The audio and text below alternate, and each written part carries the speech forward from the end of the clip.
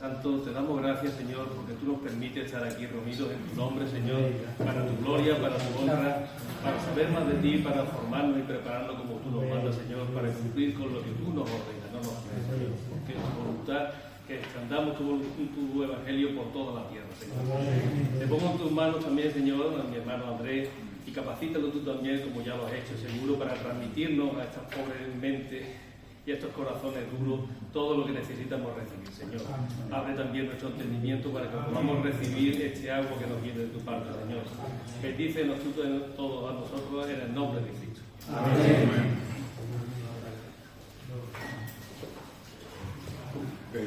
Voy a poner un poquito en problemas porque quiero que hagamos algo en las mesas primero y después voy a compartir yo, ¿vale? ¿Ok? Entonces, a ver, revisar el tiempo. Ok. Sí. Entonces, voy a repartir unos pasajes y los vamos a leer en las mesas. Vamos a leer en cada una de las mesas el pasaje y luego vamos a interactuar sobre qué principios vemos allí para la vida del siervo de Dios en general y del evangelista en particular, ¿ok? Entonces, vamos a ver, la primera mesa va a ser Santiago 1, versículos 5 al 8, okay, primera mesa, ¿sí? Segunda mesa va a ser el Salmo 1, Salmo primero, segunda mesa. Tercera mesa va a ser Gálatas, capítulo 2. Déjame darles un pasaje exacto.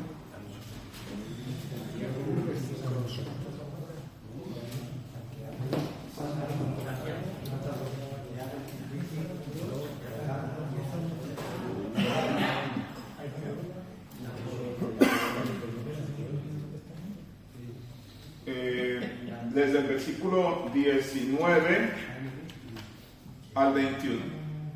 ¿Sí? Santiago 2, 19 al 21. Perdón, Gálatas. Gálatas 2, 19 al 21. Perdón. Ok, la mesa que sigue. 4. Filipenses 3 del 7 al 14. La quinta mesa, segunda de Corintios 12 del 7 al 10. Segunda de Corintios 12 del 7 al 10. Y la última mesa, Romanos 15, 20 al 21.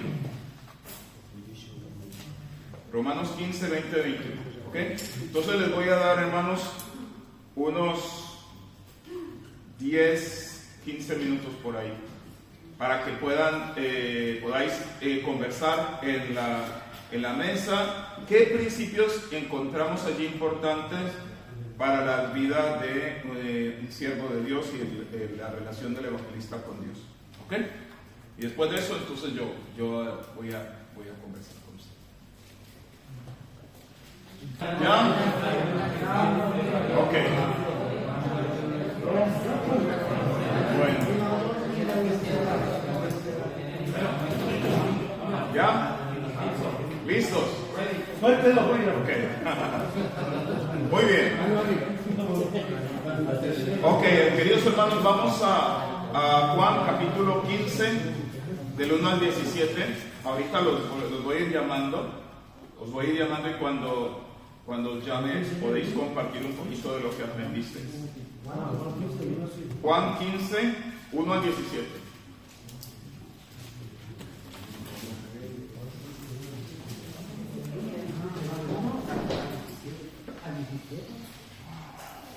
Dice la palabra del Señor, yo soy la vid verdadera y mi Padre es el labrador. Quitará todo pámpano que en mí no lleva fruto y limpiará todo aquel que lleva fruto para que lleve más. Vosotros ya estáis limpios palabra que os he hablado. Permaneced en mí y yo en vosotros. El pámpano no puede dar fruto por sí mismo si no permanece en la vid. Del mismo modo ocurre con vosotros si no permanecéis en mí. Yo soy la vid, vosotros los pámpanos. El que permanece en mí y yo en él lleva mucho fruto, porque separados de mí nada podéis hacer. El que en mí no permanece será echado fuera como mal pámpano y se secará. Luego se recogen, se arrojan al fuego y arden. Si permanecéis en mí y mis palabras permanecen en vosotros, pedid todo lo que queráis y se os concederá. En eso se manifiesta la gloria de mi Padre, en que llevéis mucho fruto y seáis así mis discípulos. Como el Padre me ha amado, así también yo os he amado. Permaneced en mi amor. Si obedecéis mis mandamientos, permaneceréis en mi amor, del mismo modo que yo he obedecido los mandamientos de mi Padre y permanezco en su amor. Os he contado estas cosas para que participéis de mi alegría y vuestra alegría sea completa. Este es mi mandamiento, que os améis los unos a los otros como yo os he amado. Nadie tiene mayor amor que este, que uno dé su vida por sus amigos. Vosotros sois mis amigos si hacéis lo que yo os mando. Ya no os llamaré siervos, porque el siervo no sabe lo que hace su Señor. Os llamo amigos, porque todas las cosas que de mi Padre he recibido, os las he dado a conocer. No me elegisteis vosotros a mí, yo os he elegido a vosotros. Y os he puesto para que vayáis y llevéis fruto, y vuestro fruto sea duradero, de modo que todo lo que pidáis al Padre en mi nombre, Él os lo dé. Esto os mando, que os améis unos a otros. Y Señor, nuevamente pedimos que tu palabra abra nuestro entendimiento y abra nuestra voluntad, Señor, y nuestras acciones. En el nombre de Jesús, amén.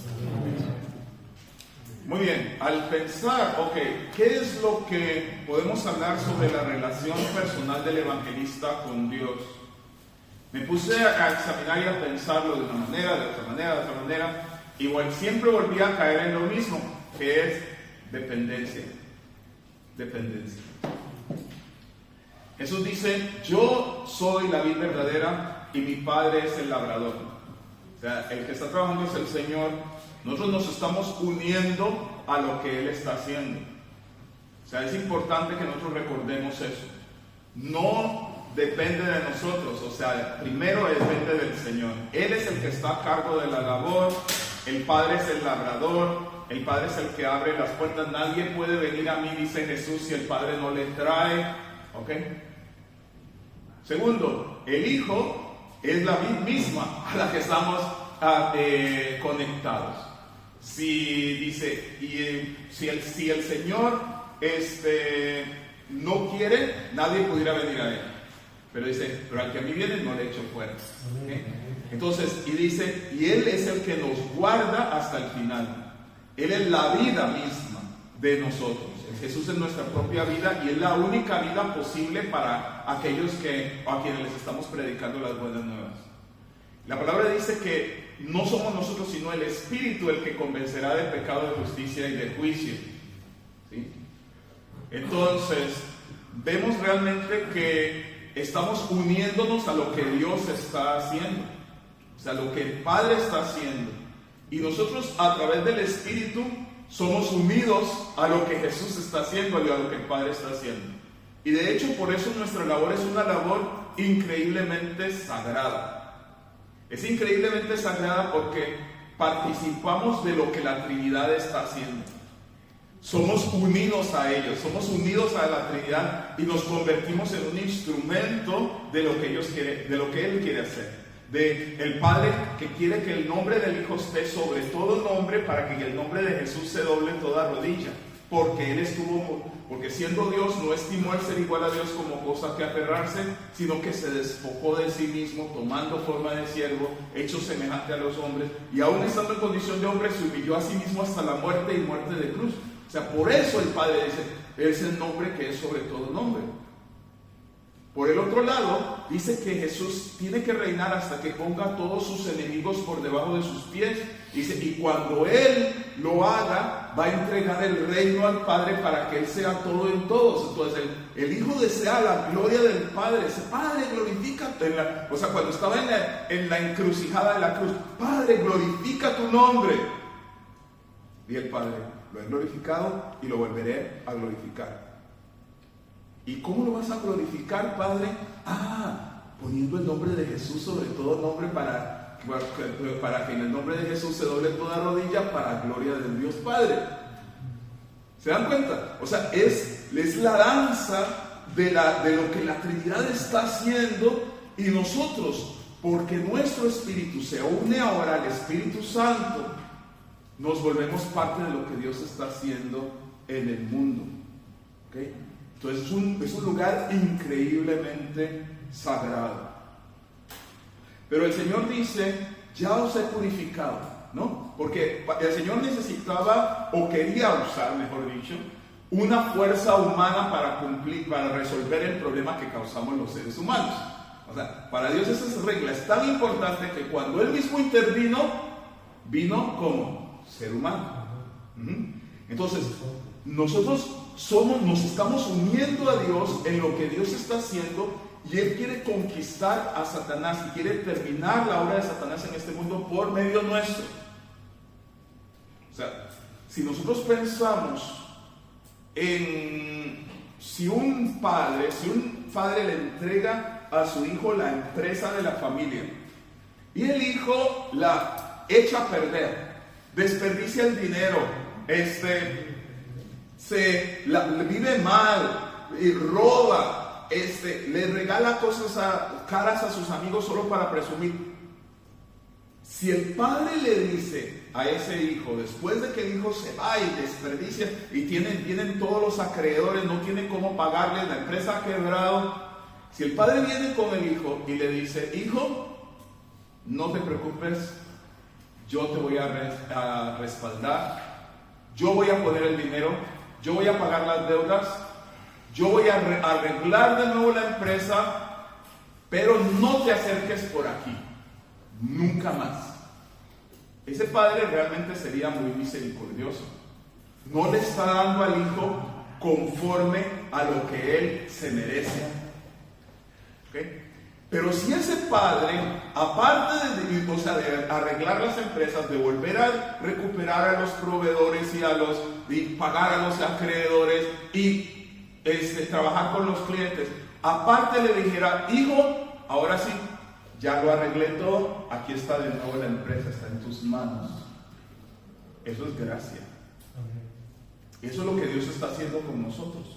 Él no está diciendo, bueno, terminado, ya lo hice, ahora los ángeles se ocupan del resto, siéntense y cállense. Sino que nos está invitando a ser parte de lo que Él está haciendo en este mundo. Pero dice, separados de mí no podéis hacerlo. O sea, no tenéis la capacidad. Tenéis que hacerlo junto conmigo, tenéis que hacerlo unidos a mí, tenéis que hacerlo en dependencia de mí. Dice, y lo que quiero es que vosotros, ¿cómo podéis permanecer unidos a mí? Si permanecéis en mí y mis palabras permanecen en vosotros. Él tiene que, así como Él creó el universo por medio de su palabra, Él tiene que crearnos a nosotros como instrumentos útiles a través de su palabra. Pero es caminando juntamente con Él. ¿Cuál es el propósito que Él tiene? Dice, si obedecéis mis mandamientos, permaneceréis en mi amor, del mismo modo que yo he obedecido los mandamientos de mi Padre y permanezco en su amor. O sea, si vosotros queréis experimentar la totalidad del amor de Dios, como yo la experimento, porque Jesús la experimenta únicamente porque él obedece al Padre siempre perfectamente. Guardad mi palabra y así vas a tener la misma alegría que yo tengo. A eso nos está invitando. Y es algo así maravilloso. Yo hace unos años vi de nuevo a la persona que fue mi primer pastor. O sea, yo estaba muy joven, convertido hace muy poco, pero con la ventaja de haber crecido en un hogar evangélico y haber leído la palabra toda mi vida, pero hacía poquito que yo había entregado mi vida personalmente al Señor. Pero llegamos y ese pastor nos puso a trabajar, a ir a lugares donde no había iglesia, a compartir el evangelio, a orar, a tener reuniones en las casas. Y hace poco me vio y me dijo: oye Andrés, ¿y en qué estás? Y yo le dije en lo que estoy, y dijo: todavía estás en eso. Y le dije: es culpa tuya. Es culpa tuya porque tú me pusiste allí en la brecha. Y uno se vuelve adicto a ver la gloria de Dios. Realmente es increíble, porque incluso con el llamado a misiones, que algunas me dicen: no, Señor, por favor, cualquier cosa menos eso, uno termina rogándole al Señor que lo siga usando, que siga siendo parte de eso, porque descubres que todos tus temores no tenían ninguna validez comparado con la gloria de lo que vas a ver después. De ver a Dios en primera fila, como le dije yo a mi ex pastor, ver en primera fila la gloria de Dios. Y a la medida que nosotros nos volvemos parte de ello, empezamos a volvernos también amigos del Señor. Dice: no solamente ya nos llamaré siervos, los llamaré amigos, porque todo lo que he recibido de mi Padre os lo he dado a conocer. ¿Por qué? Porque a la medida que nos unimos a lo que el Señor está haciendo y trabajamos juntamente con Él, empezamos a experimentar los sufrimientos por causa de Cristo, los sufrimientos de Cristo, literalmente, por su cuerpo, que es la iglesia. Y empezamos a experimentar el gozo de la salvación, de que dicen los ángeles hacen fiesta en el cielo. Y empezamos a participar de eso, de los sufrimientos de Cristo por dar a luz a su cuerpo, que es la iglesia, y del gozo de Cristo cuando los pecadores vienen al arrepentimiento, cuando gente que ni conocía nada acerca de Jesús empiezan a darle gloria, y es maravilloso. ¿Y qué pasa cuando andamos con alguien y experimentamos con él sus alegrías y sus gozos y sus penas? ¿Qué pasa cuando estamos caminando con alguien y conocemos, lloramos con él, reímos con él? Te identificas con él, te vuelves amigo. Te vuelves amigo. O sea, nosotros hemos pasado por momentos difíciles o algunas situaciones de peligro o de dificultad. Hombre, y la gente con que pasas esa circunstancia se vuelve tu amigo para toda la vida. Y nosotros tenemos ese privilegio de ser llamados a ser amigos de Cristo, a vivir con Él, a sufrir con Él, porque Él sufre, y a gozar con Él, porque Él goza mucho más que lo que sufre, porque Él, incluso en su sufrimiento, Él sabe cuál es el resultado final que va a venir. Nosotros tal vez lo vivimos un poco más porque estamos metidos en eso, pero al mismo tiempo lo vivimos menos porque Él lo vive en cada uno de sus hijos alrededor del mundo. En cada realidad, dice, cada sufrimiento que tiene cada persona en el mundo, cada uno de sus hijos, Él lo experimenta también. Y Él está luchando hasta ver el fruto de su labor realizado. Muy bien, entonces somos participantes del gozo de Cristo, de ser sus amigos. Y el Señor nos ha puesto para que llevemos fruto y nuestro fruto sea duradero, de modo que todo lo que pidáis en mi nombre al Padre os lo dé. Esto os mando, que os améis unos a otros. Si nosotros estamos caminando en unidad, si estamos caminando juntamente con Cristo, si estamos luchando juntamente con Cristo, nosotros también recibimos autoridad de parte de Cristo. De modo que nosotros podemos pedirle al Padre cosas o podemos incluso ordenar cosas cuando estamos enfrentando a las fuerzas del mal, porque hemos recibido autoridad de parte de Él. Si tu amistad es con un rey, pues se te pega esa autoridad, o sea, debido a que tienes una relación con Él. Si tú dices, mira, de parte del rey te digo que por favor quites tu coche de ahí, pues lo va a quitar. Y lo va a quitar no porque tú eres alguien, sino por la relación que tienes con el rey. ¿Okay? Es lo mismo. A la medida que conocemos el corazón de Cristo, nuestras oraciones pasan de ser las oraciones que yo le digo de los gatos, de miau, mío, yo, a la oración diferente, la oración que primero que empieza en el cielo con la voluntad de Dios. Venga tu reino, hágase tu voluntad en la tierra como se hace en el cielo. Entonces, habla acerca de la primera característica entonces, que de esta relación personal del evangelista con Dios es una vida unida a la vida de Cristo. Nosotros mismos tenemos que experimentar el gozo de la salvación. Nosotros mismos tenemos que experimentar la realidad de Cristo. O sea, normalmente yo no veo que tengo que decirle mucho, por ejemplo, a las hermanas en la iglesia, si ellas se encuentran, no sé, si hay una promoción del 3x1 en Carrefour, o sea, normalmente no tengo que llegar y decirles, hermanas, por favor, díganles a las otras hermanas que hay una promoción, ¿no? Inmediatamente empiezan las llamadas telefónicas, el aviso, hasta quieren poner el boletín de la iglesia, ¿no? O sea, cuando uno experimenta algo que realmente es transformador, va a compartirlo. ¿Sabes qué? No, hombre, me compré este coche de segunda mano, me habían dicho que esta marca es muy buena y wow, es espectacular, o sea, no me imaginé que fuera tan buena. Lo vas a compartir naturalmente con la gente que te rodea. Pues la primer punto de dependencia es una vida unida a Cristo. Una vida unida a Cristo. Nosotros tenemos yo sé que todos nosotros probablemente hemos experimentado la realidad del Evangelio, pero hay momentos en nuestras vidas, lo digo por mí, en que tenemos que regresar. O sea, nunca crecemos tanto allá que estemos por arriba del Evangelio. Tenemos que regresar a quienes somos. Tenemos que regresar a lo que Dios ha hecho por nosotros.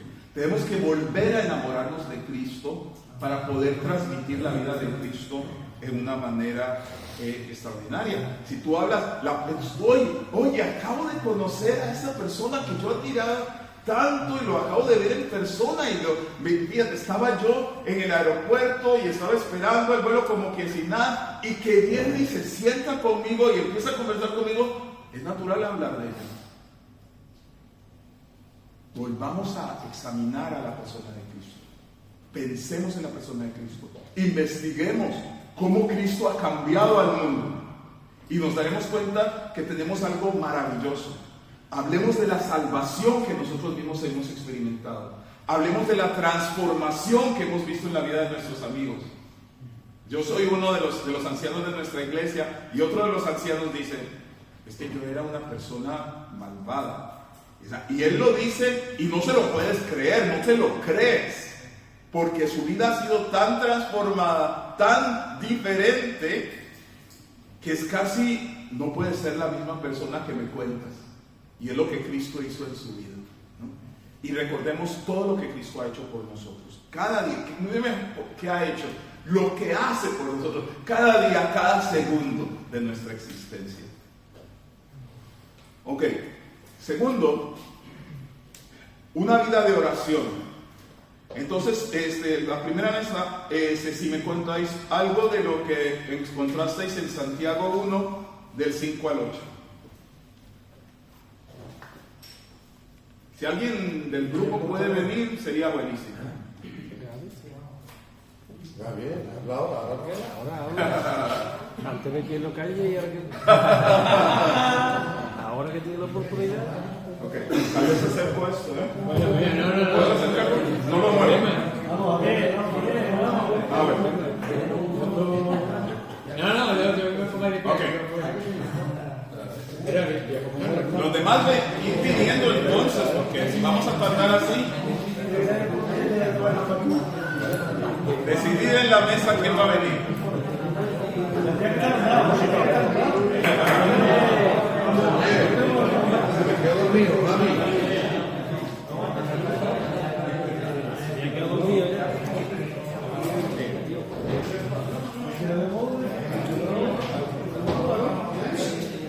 ¿Qué música va a letra, creo?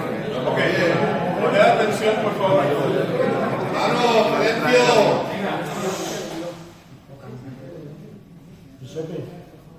Sí, cada letra. Yo tengo cerebro habitual. Sí, casi.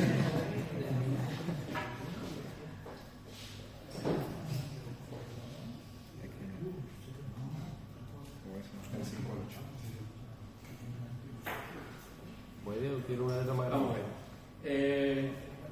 Hablando con los hermanos, hemos deducido que el hombre de por sí, pues, duda de todo. Vas a una tienda y ves un televisor o ves otro y bueno, uno ve este es mejor, mira, con el mismo precio. Dudamos, solemos dudar de todo lo que vemos. Indudablemente el Señor lo sabe y el Señor por eso nos pone en su palabra que para que no dudemos, pues tengamos primero fe.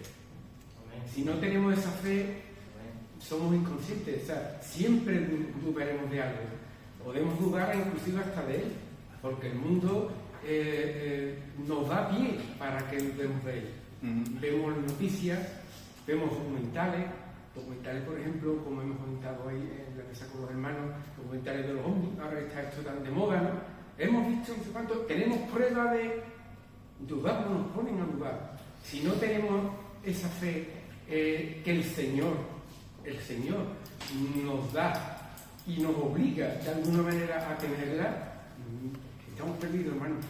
Esa fe es la que nos lleva a nosotros a creer en Él, a creer en el que nos dio la vida, en el que nos ayuda, en el que nos ayudará, el que nos protege, en el que nos protege, hermano, porque seguro que aquí no hay ningún hermano que no haya recibido una ayuda del Señor.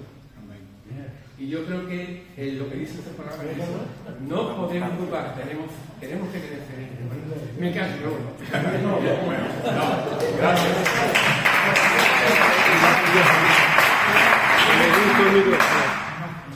Sí.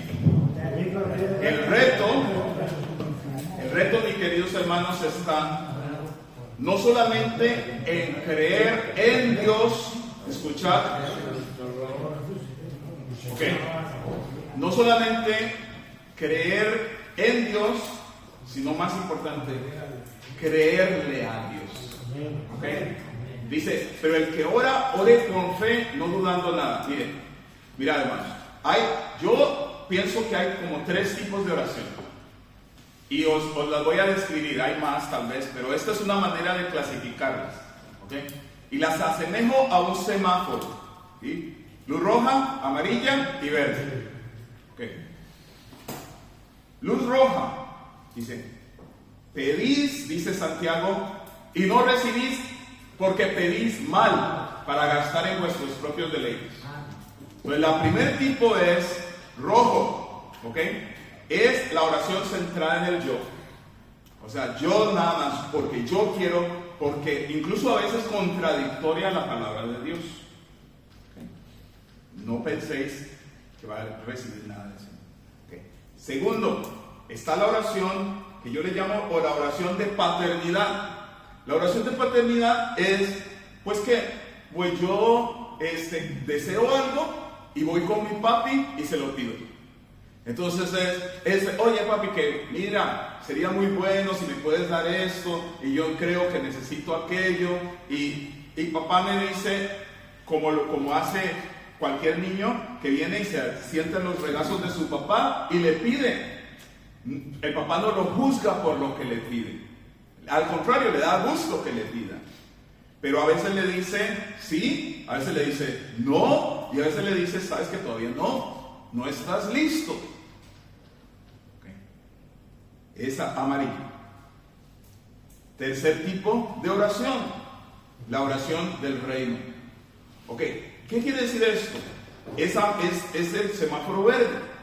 Yo conozco la voluntad de Dios porque está revelada claramente en su palabra, y yo vengo delante de Dios orando: Señor, tu palabra, que tu nombre sea glorificado, que tu reino venga, que tu voluntad se haga. Señor, ven con poder. Señor, trae liberación, trae vida. Señor, planta tu iglesia en este lugar donde no hay iglesia.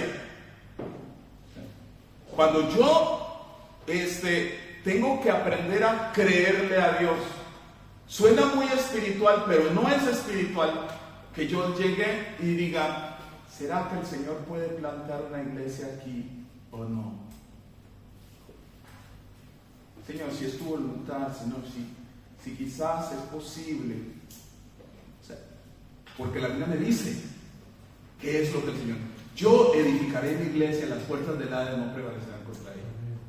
Entonces yo tengo que empezar con la voluntad de Dios y decir: Señor, yo no sé si yo lo voy a ver.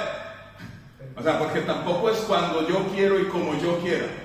No sé si yo la voy a ver, no sé si me va a costar la vida, no sé, pero tú vas a hacer tu voluntad. O sea, por ejemplo, ¿será que el Señor va a llegar a todas las naciones o no va a llegar? Suena muy espiritual, pero es duda. Estoy dudándole a la palabra de Dios, y dice,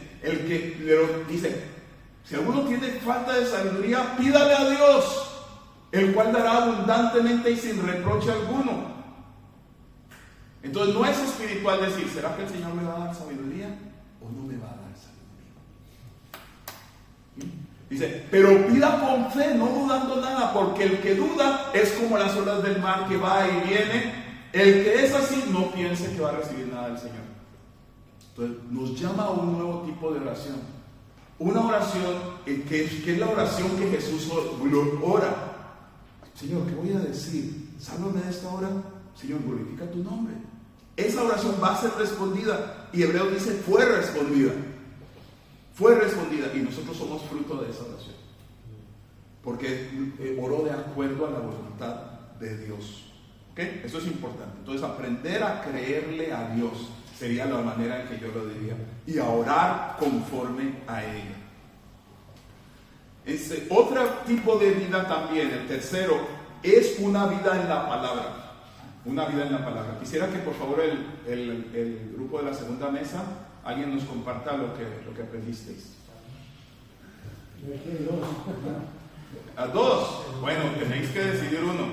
Muy bien. Pues nada, con el Salmo 1 tenemos dos partes: la dicha del justo. Sí que ¿está bien que lo diga desde allá o mejor acá, verdad? Para que salga también.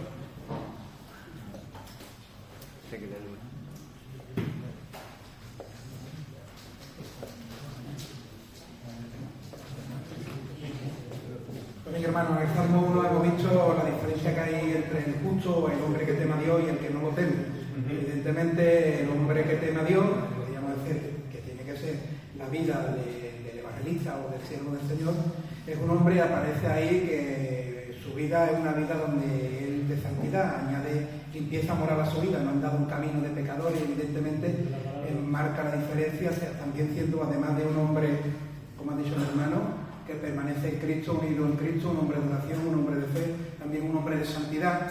Aparece también como un hombre que ama y guarda la palabra de Dios, y aparece también pues como un hombre que de buen testimonio, su hoja nunca cae, y que es un hombre también caracterizado por la prosperidad espiritual. Muy bien, muchas gracias. Dice, sino que en la ley de Jehová está su delicia, y en su ley medita de día y de noche. Es como el árbol plantado junto a corrientes de agua, que da su fruto a su tiempo, que su hoja no cae, y como resultado todo lo que hace prosperar. Entonces, la Biblia habla muy claro y varias veces sobre el tema de permanecer en la palabra del Señor. Y hermanos, ese es un llamado especial para este tiempo. ¿Okay? permanecer en la palabra del Señor. ¿Os acordáis cuando Moisés estaba haciendo la ley y habló de que iba a venir el reinado y que cuando el rey fuera nombrado en Israel, ¿qué era lo que tenía que hacer? ¿Os acordáis? Tenía que hacer una copia del libro de la ley. ¿Os acordáis de eso? Por ahí está. O sea, tenía que hacer una copia del libro de la ley. Dice, y leerá en ella, dice, todos los días de su vida, para que su corazón no se eleve por encima de sus hermanos, para que no caigan. O sea, lo dice. El rey de Israel tenía que hacer literalmente él mismo, copiar toda la palabra de Dios, toda la ley que existiera, la palabra que existía en ese momento, copiarla y meditar en ella todos los días de su vida. ¿Okay? Aquí también dice, sino que en la ley de Dios está su delicia, y en su ley medita de día y de noche.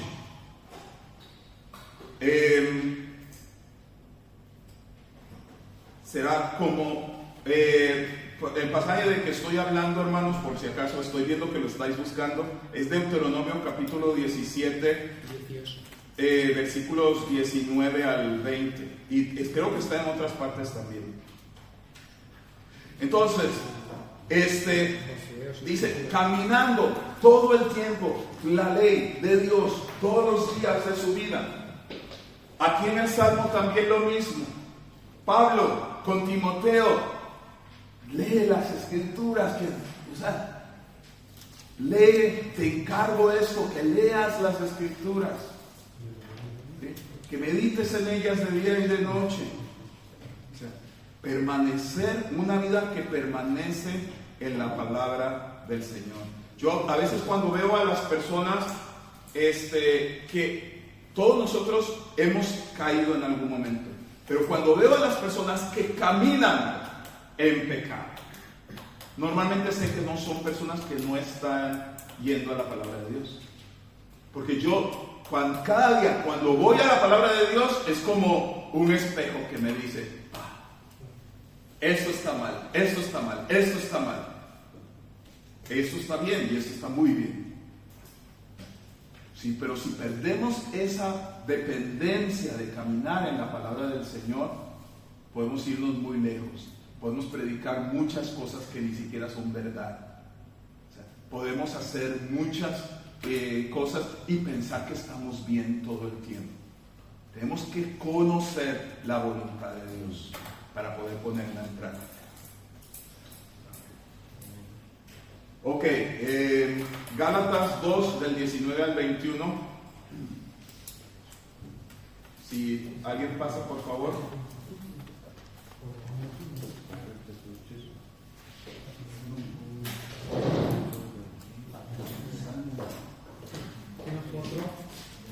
Hemos dibujado parejas. Okay. 2 y 2. Ah, bueno. Soy 2 y 2. Okay. Claro. Bueno, pero no importa, dame una. Sí.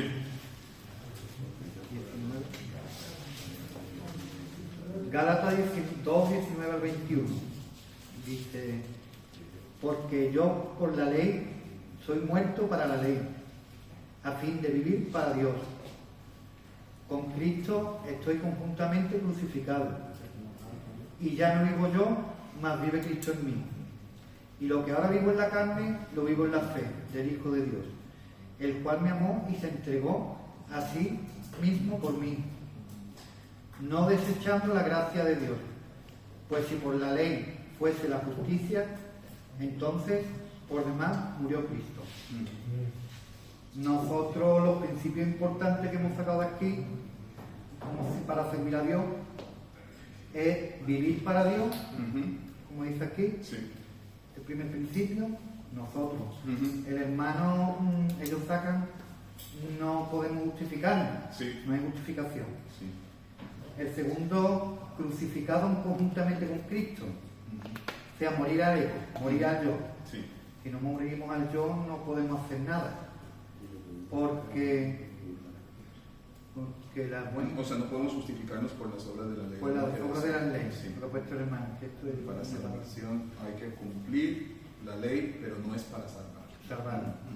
En el tercer punto, nuestro hermano como yo coincidimos con Santiago en vivir en la fe, Exacto. vivir con la fe, Ujú. y los hermanos, ¿cuáles fueron hermanos? Ujú. Y en el cuarto, agradeciendo la gracia de Dios, o sea, Exacto. siempre agradecido, caminando por gracia. Amén. Ok, muy bien, excelente también. Entonces, aquí al principio que yo lo hablaría, la vida intercambiada. La vida intercambiada. Pablo dice, con Cristo estoy juntamente crucificado. Ya no vivo yo, sino que Cristo vive en mí. O sea, entender las implicaciones de la cruz de Cristo. Si Cristo murió por nosotros, dice la palabra de Dios en múltiples maneras y en múltiples formas, entonces ya nosotros no vivimos para nosotros mismos. Nos compró con su sangre, le pertenecemos a Él. Nosotros morimos juntamente con Cristo en la cruz, y ahora la nueva persona vive en la fe del Hijo de Dios, el cual me amó y se entregó a sí mismo por mí. Vivo, ya no puedo. La cruz de Cristo significa que yo ya no tengo vida para mí mismo, tengo vida para Cristo. La cruz de Cristo significa que ya no vivo para mis propios propósitos, vivo para los propósitos de Cristo. La cruz de Cristo significa que ya no trato de ser como yo soy así que me aguanten, sino que ahora vivo para imitar a Cristo, para ser como Él. ¿Okay? Y la cruz de Cristo también me garantiza, porque nunca voy a ser suficientemente parecido a Él, que vale la pena intentar, que vale la pena vivir para ello, porque tenemos una gracia que nos protege, que nos lleva. Cristo pagó el precio para que nosotros podamos, para que nuestra obediencia imperfecta sea reconocida como la obediencia perfecta de Cristo delante de Dios. No para que le desobedezcamos, que a veces la iglesia malinterpreta. No para que nosotros ahora, bueno, entonces voy a vivir en desobediencia. No, sino para que no es Dios, que merece una obediencia completa, pueda estar satisfecho conmigo, que le obedezco imperfectamente. Porque Cristo ha pagado en la cruz. Y aún mi obediencia imperfecta es por gracia, por el poder del Espíritu Santo en mi vida. ¿Okay? Entonces, hay un equilibrista canadiense que se llamaba Henry Blondie, ¿no?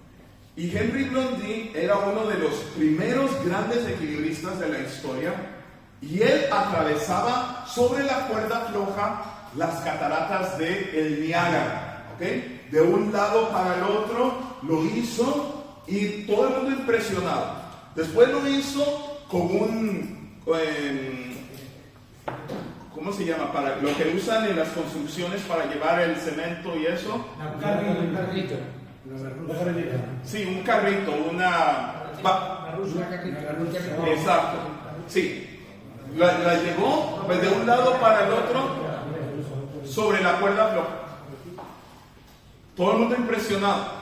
Después regresó a la multitud que le aplaudía y le dijo: ¿quién de vosotros cree que yo puedo atravesar esto con una persona en mi espalda, a mi espalda? Y todos: ¡sí! ¡Creemos! Y él dijo: ¿quién de vosotros se sube? ¿Ven? Esa es la diferencia, hermanos, entre creer en Cristo y creerle a Cristo. ¿Okay? No solo eso, sino que sí hubo alguien que se subió. Hubo alguien que se subió. ¿Saben quién le fue? Fue Colcor, que era su manager, ¿sí? La persona que era su representante. Y Colcor lo había visto hacerlo tantas veces, y también que se atrevió a confiar en él, confiarle su vida. Confiarle su vida. ¿Okay? Entonces Colcor se subió sobre los hombros de Harry y empezaron de nuevo a cruzar las cataratas, y de repente vino una ráfaga de viento. Y cuando vino la ráfaga de viento, Colcor reaccionó y trató de compensarse. O sea, trató de salvar su vida. Vino la ráfaga de viento y entonces Colcor, muy lógicamente, yo hubiera hecho lo mismo, estoy seguro, reacciona para tratar de equilibrarse y casi se caen. Y la respuesta de Blondie fue: mira, Colcor, ahora ya no eres Colcor, eres Blondie. Hasta que pasemos esto, tú eres parte de mi mente, de mi cuerpo y de mis huesos. No intentes salvarte a ti mismo o perecerás. ¿Entendemos las implicaciones espirituales? La vida intercambiada. Ya no vivo yo, Cristo vive en mí. Sí, Señor, vea, Señor, yo quiero esto, pero no lo que tú quieras, no lo que yo quiera, sino lo que tú quieres. Señor, es que yo quiero reaccionar así, siento que tengo todo el derecho, siento que tengo toda la razón, pero perdona, llena de nuevo con tu espíritu, vive tú tu vida en mí, transfórmame. Ya no vivo yo, tú vives en mí, toma más de mí, toma control de mi vida, lléname, muestra tu fruto en mi vida. Ya no yo, sino Cristo. Filipenses 3, del 7 al 14, por favor, la mesa. Rapidito, que tenemos poco tiempo.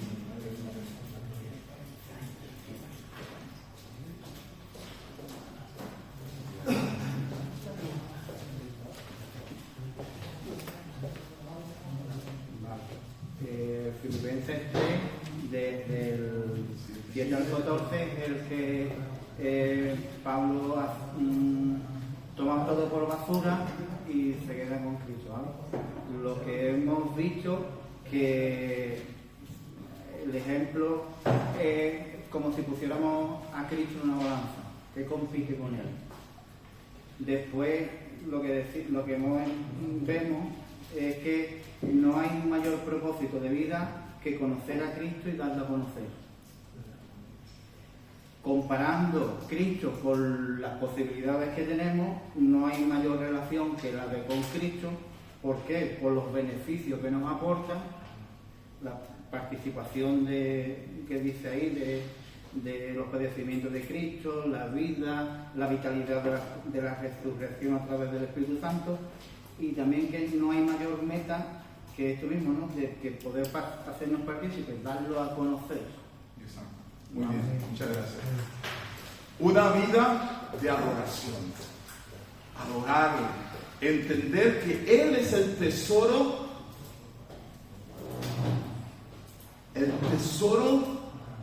por el cual escondido en el campo, por el cual vale la pena ir y venderlo todo. Todo. Lo que quiero es vivir unido a Él, ser como Él, conocerle a Él, tener relación con Él, que Él sea el centro, que Él sea mi todo. O sea, tener una relación de adoración. Adoración no es solamente cantarle, aunque yo disfruto mucho eso. Es que toda mi vida sea como un sacrificio entregado a Él. Dispuesto a ir donde quieras que vaya, dispuesto a quedarme donde quieras que me quede, dispuesto a tener lo que quieras que tenga, dispuesto a dejar lo que quieras que deje. Ese es el llamado que Jesús nos da, y vale la pena. O sea, el entender el valor de algo lo vas a entender. Jesús hizo eso por nosotros, ¿os dais cuenta? Jesús entregó su vida por nosotros, como si fuéramos un tesoro. Nos dio un valor increíble, porque el valor de algo lo determina ¿qué? Lo que pago por ello. ¿Sí? Si alguien me trae una botella de estas y yo no soy un coleccionista, y resulta que es una botella especial porque se equivocaron en algo y tiene un defecto en alguna parte y solo salieron 50 de ellas, y yo soy un coleccionista, a lo mejor estoy dispuesto a pagar 1.000 euros por ella, y para otro es basura. No es el valor intrínseco de eso, es el valor que yo estoy dispuesto a pagar por ello. Si la sangre de Dios fue derramada por nosotros, ¿cuán valioso nos hace eso? ¿Y qué hace a Cristo por nosotros? Si alguien nos dona un riñón, hombre, le amamos por todo el resto de la vida. ¿Qué pasa si alguien entregó su vida entera por nosotros para darnos vida? ¿Okay? Entonces, una vida de adoración. Ok, para terminar. Segunda de Corintios 12, del 7 al 10.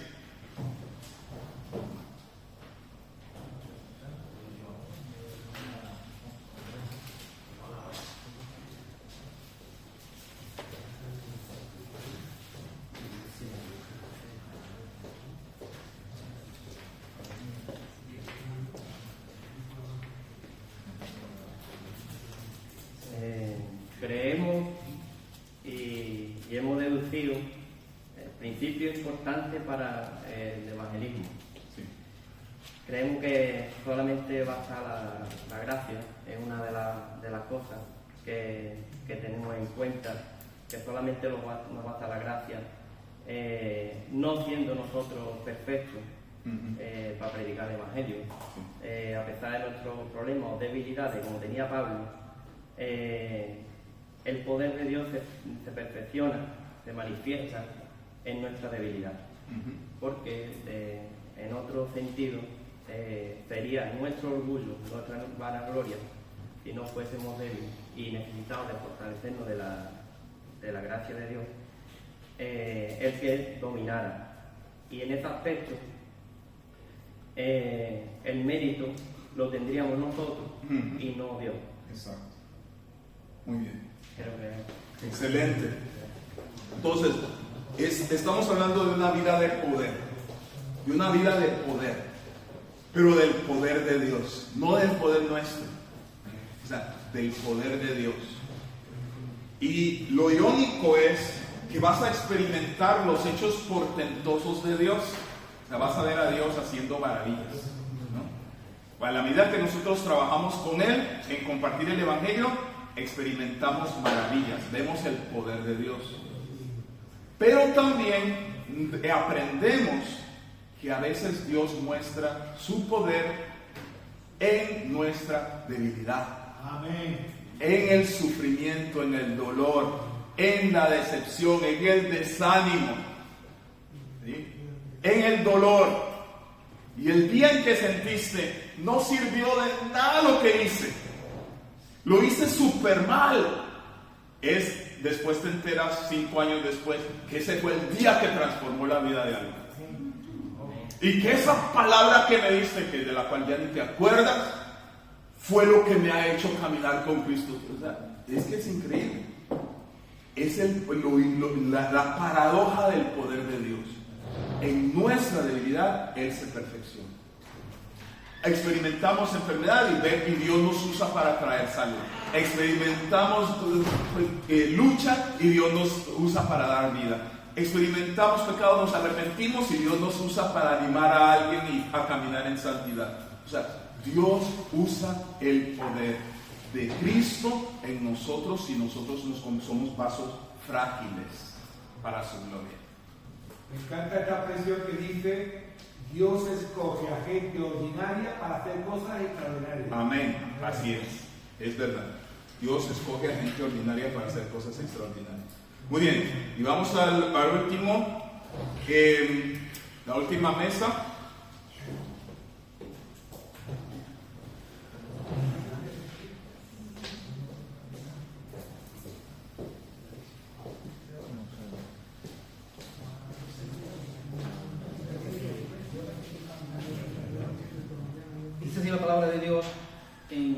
15, 20 y 21 dice: y de esta manera me esforcé a predicar el Evangelio, no donde Cristo ya hubiese sido nombrado, para no edificar sobre el fundamento ajeno, sino como está escrito, aquellos a quienes nunca les fue anunciado acerca de él verán, y los que nunca han oído de él entenderán. Hemos llegado a un acuerdo allí en la mesa número 6 de que el predicar el Evangelio, decía Pablo, que era un esfuerzo, se esforzaba. Tenemos que esforzarnos cada día a predicar el Evangelio. Predicar significa anunciar, ¿no? Predicar es una palabra muy táctica, pero sencilla aquí para nosotros es anunciar. Evangelio es las buenas noticias. Tenemos que anunciar las buenas noticias de que Jesucristo pagó por nosotros. Él es el Rey de Reyes, Señor de Señores, y el que ha pagado nuestra deuda. Amén. Y también dice que para que el Evangelio sea expandido, haya expansión, y lo verán y lo oirán. Jesucristo es nuestro Salvador. Amén. Amén. Muy bien, gracias. Entonces, habla de una vida de intencionalidad. Intencionalidad. Me esforcé. O sea, no siempre es fácil.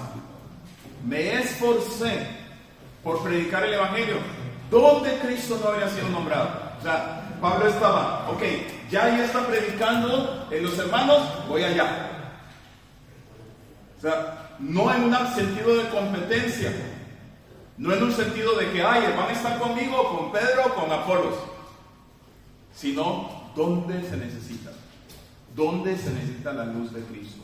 ¿Dónde se necesita la salvación de Cristo? Vamos a esforzarnos, a ser intencionales por llevar las buenas nuevas de Cristo cuando tenemos ganas y cuando no, cuando podemos y cuando no. Es una vida de esfuerzo y de intencionalidad.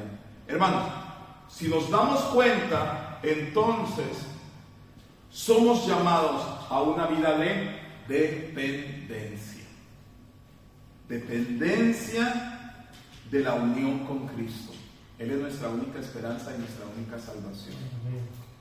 Dependencia de la oración, de una oración que le cree a Cristo, que cree su palabra, que no es una oración así como, bueno, así medio dormidos, bueno, Señor, si fuera posible, Señor, ahí está Juan, yo sé que él no va a creer, pero por si acaso, ¿no? O sea, tiene que ser una oración con intencionalidad, una vida de dependencia de la palabra de Dios.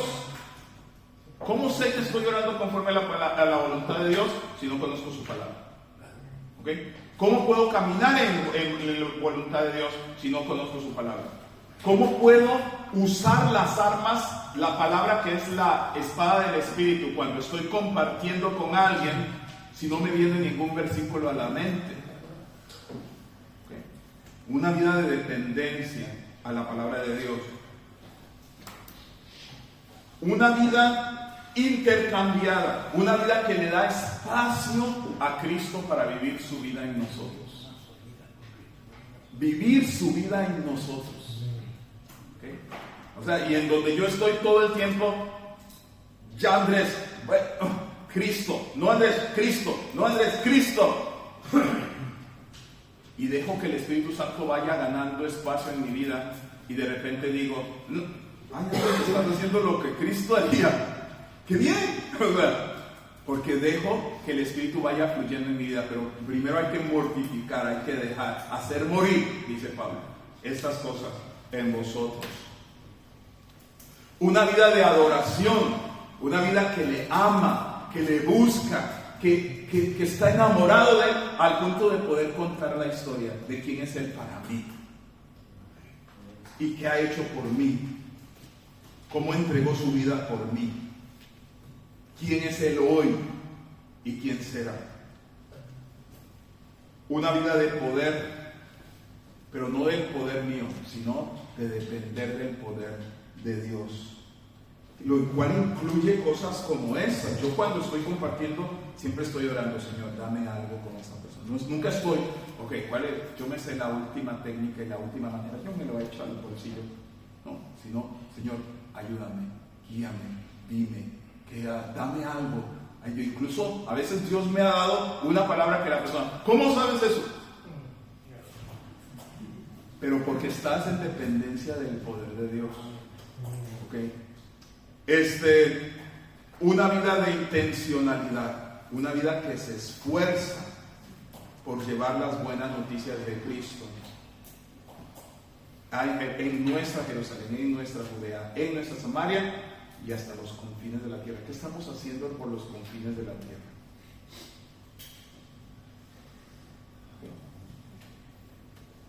Vamos a orar.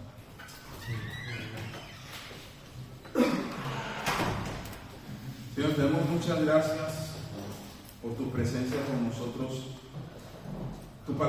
Hay un salmo que me encanta, Señor, y dice: como la sierva mira la mano de su señora, así nosotros delante de ti. Señor, como el niño destetado en los brazos de su madre, tú eres nuestro todo. Dependemos de ti y nos da gusto depender de ti, porque en nuestra debilidad tu poder se perfecciona. Úsanos, Señor, te lo pedimos. No somos dignos, pero tu sangre nos ha hecho dignos. Llénanos de tu espíritu y úsanos para tu gloria. Te lo pedimos en el nombre de Jesús. Amén.